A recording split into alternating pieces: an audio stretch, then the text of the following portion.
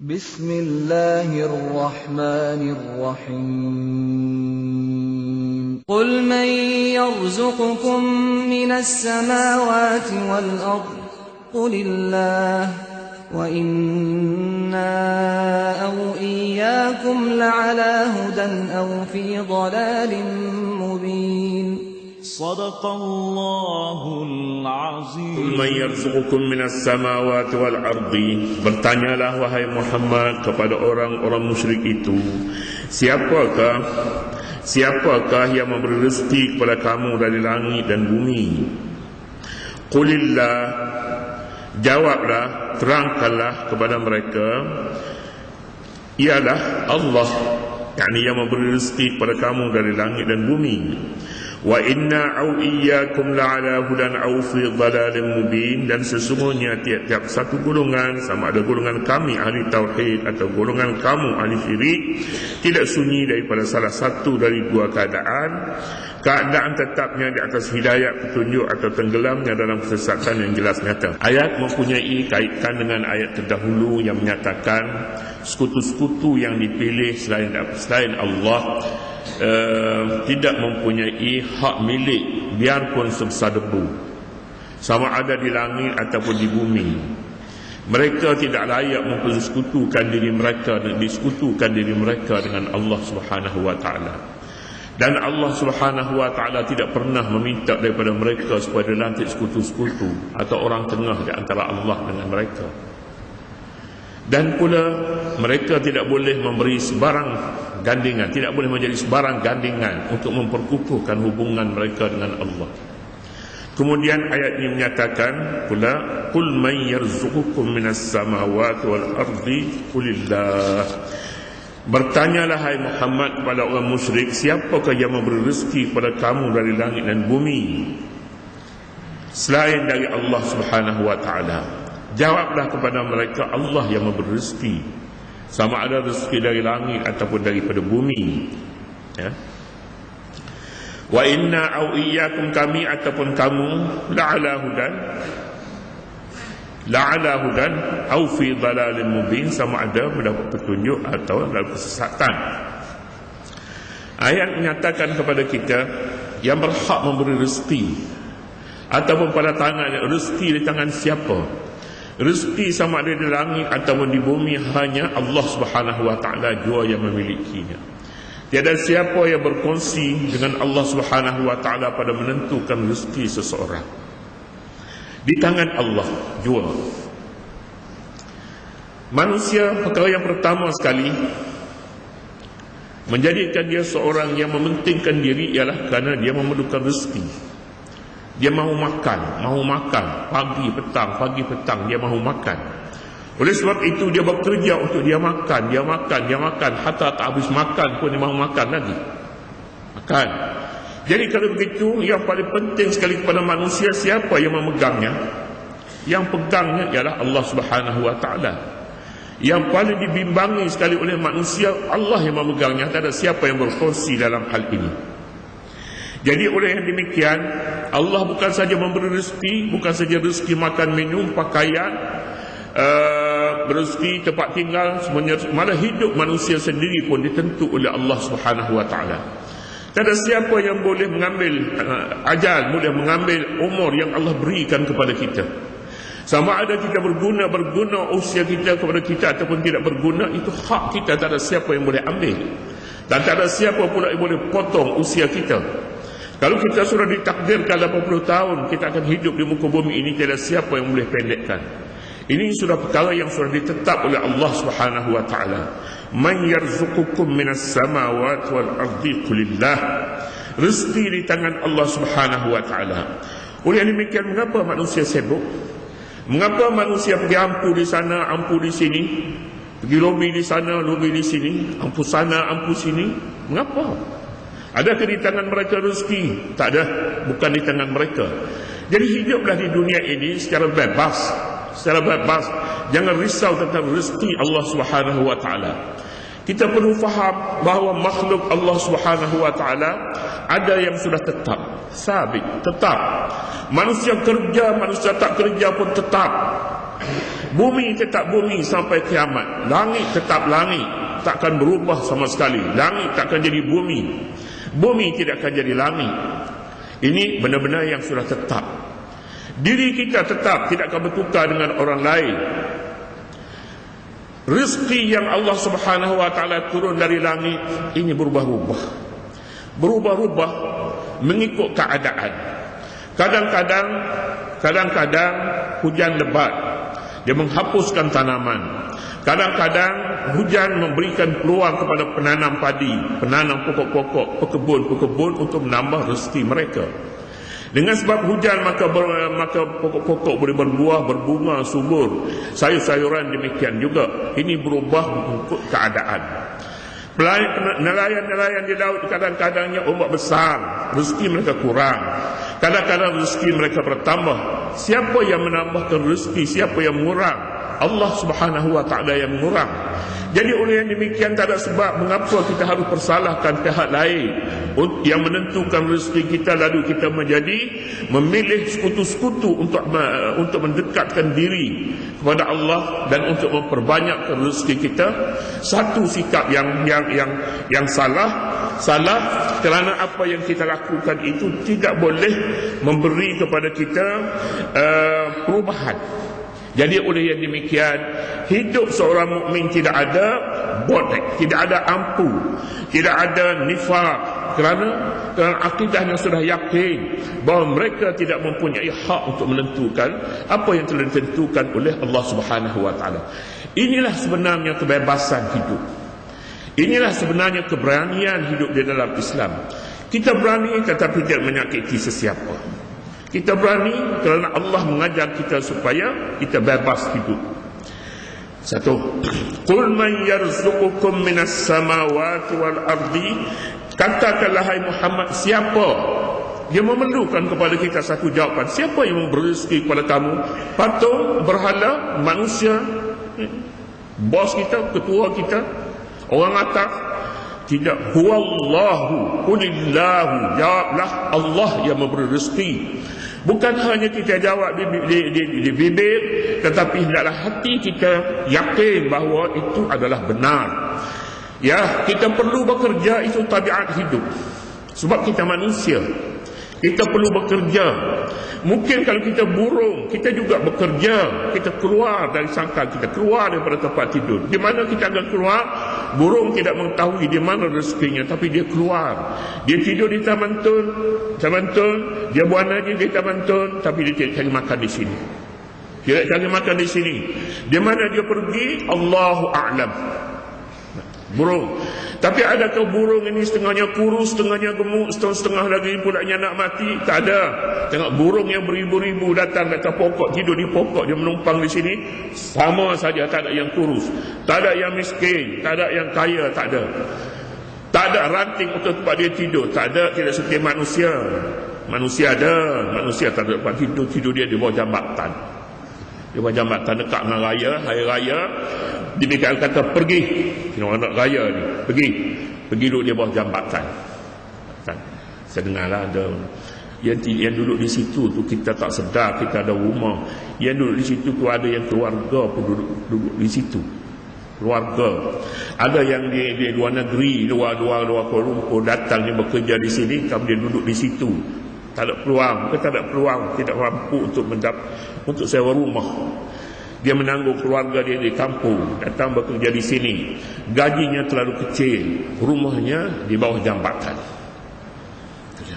Ini manusia. Burung tak ada, semuanya sama. Ya. Qul man yarzuqukum minas samawati wal ardi qulillah. Ayat menyatakan Allah Subhanahu wa taala Maha Esa, tiada sekutu baginya, baik di langit dan bumi, semuanya rezeki telah ditentukan oleh Allah Subhanahu wa taala. Apakah matlamatnya Allah bercakap kepada yang seumpama ini? Bercakap supaya kita hidup sebagai manusia ini hendaklah berdakwah.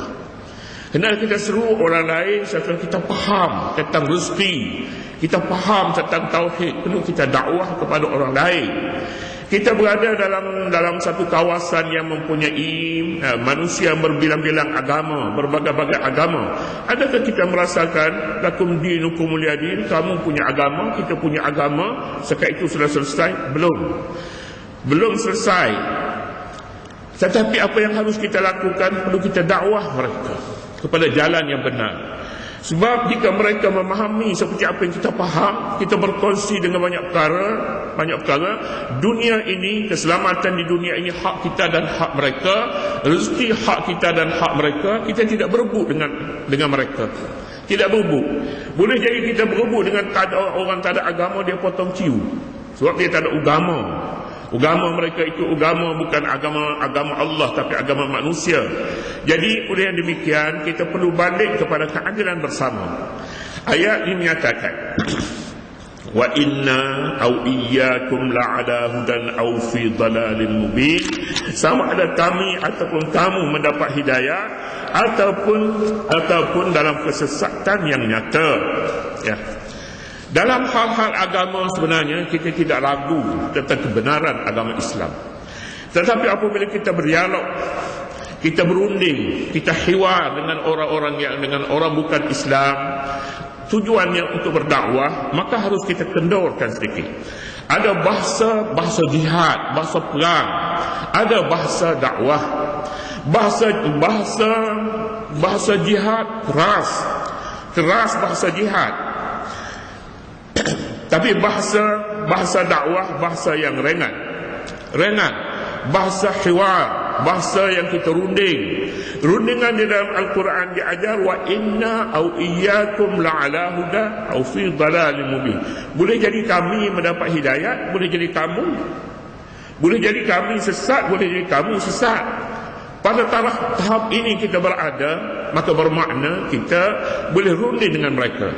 Tetapi kalau kita bercakap pasal dakwah, kamu salah 1%, kamu ahli neraka, kami ahli surga. Macam mana kita nak bercakap dengan orang bukan Islam? Macam mana kita nak dakwah mereka? Kita tak boleh dakwah mereka sama sekali. Inilah namanya al-hiwarud dini, al-adabul hiwar, dialog peradaban, adab. Beradab bila bercakap. Jadi bercakap dengan orang kafir mesti beradab, apalagi dengan orang mukmin sesama Islam mesti beradab. Adab yang pertama sekali ialah tidak ada menghinakan orang lain, pihak lawan. Tiada niat untuk merendah-rendahkan pihak lawan, pihak musuh. Kita lihat orang kafir, kita tidak bencikan kafir. Kufur dia adalah pilihan Allah Subhanahu wa taala. Tapi kita bertanggungjawab menyampaikan kebenaran kepada mereka. Oleh demikian orang Islam tidak sepatutnya mereka dihalang untuk bercakap agama kepada orang bukan Islam. Tetapi ajar mereka supaya beradab bercakap dengan orang bukan Islam, beradab.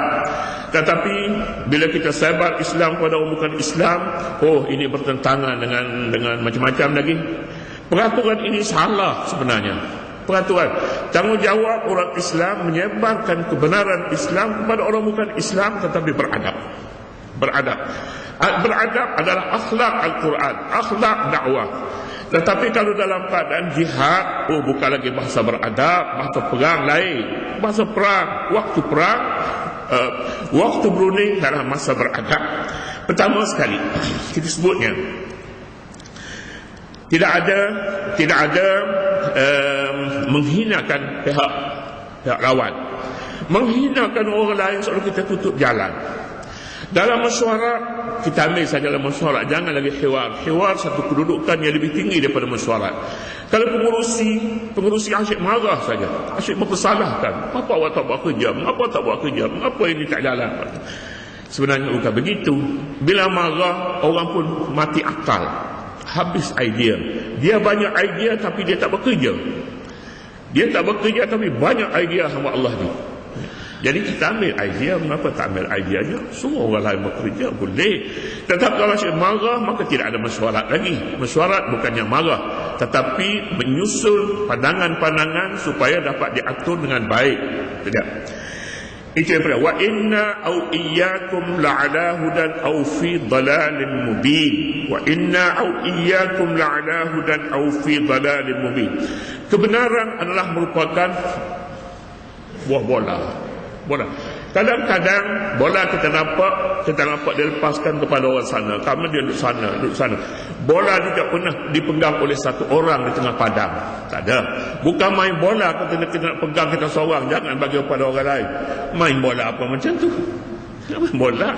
Kebenaran mungkin pada kita, mungkin pada orang lain, tetapi kita mempunyai keterangan yang yakin bahawa kebenaran adalah di pihak kita. Waktu bercakap dengan orang bukan Islam, kalau kebenaran hanya kita saja, mereka adalah batil, seolah kita tutup jalan untuk kita sampai kepada matlamat yang kita cari. Tamam. Yang kedua, kita nak sebutnya di sini, selain daripada kita tidak menghina pihak lawan, kita bukakan pintu dakwah dengan seluas-luasnya. Dakwah. Apabila mereka menerima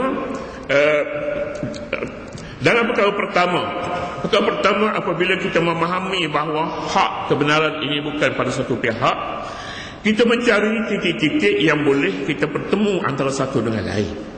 Bertemu. Mestinya ada satu titik yang boleh kita bekerjasama. Kita mesyuarat tentang hak-hak keselamatan umpamanya. Keselamatan memangnya salah satu daripada matlamat Islam. Islam mahukan keselamatan. Bila bercakap hak Quraisy, Allah Subhanahu wa taala bandingkan di antara Islam dengan sebelum Islam. Selepas Islam orang Islam aman, orang Islam boleh makan, perniagaan mereka dapat untung dan berbagai-bagai lagi. Allazi at'amahum min ju'in wa amanahum min khawf. Allah yang memberi kepada mereka kenyang selepas mereka lapar. Waktu jahiliah dulu mereka lapar, mereka makan orang. Kalau tidak makan orang pun hak orang lain tidak terjamin.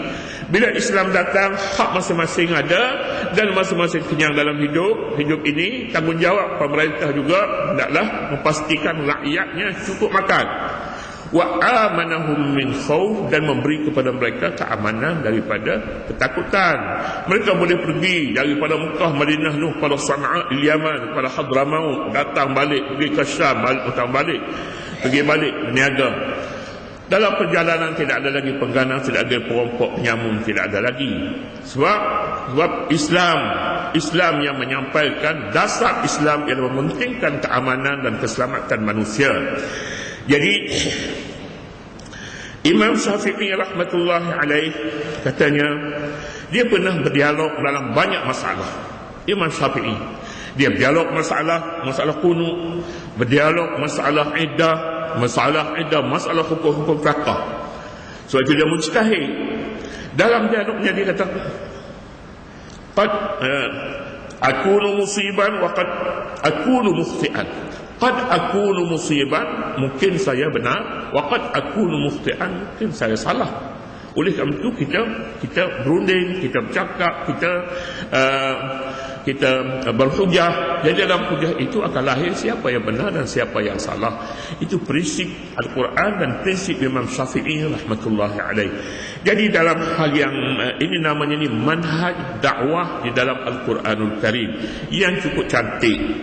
Tetapi apabila kita letakkan masuk saja gelanggang Islam, kita anggapnya kita perang terus, dakwah pun perang. Di sini kita rugi sebenarnya.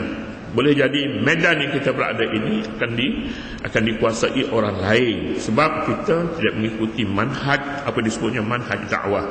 Wa inna au iyyakum la'ala hudan au fi dhalalin mubin. Kami atau sama ada kami ataupun kamu mendapat hidayah ataupun sesat yang nyata.